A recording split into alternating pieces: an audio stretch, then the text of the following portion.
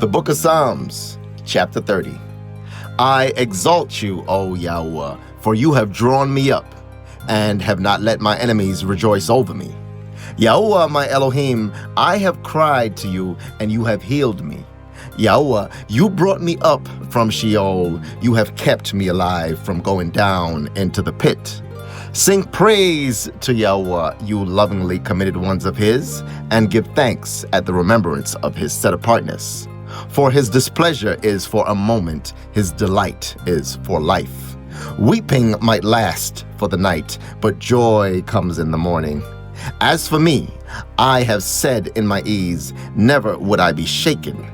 Yahuah, in your good pleasure, you have made my mountain to stand strong. You hid your face, and I was troubled. I cried out to you, O Yahuah, and to Yahuah I prayed. What gain is there in my blood when I go down to the pit? Would the dust praise you? Would it declare your truth? Hear, O Yahuah, and show me favor. Yahuah, be my helper.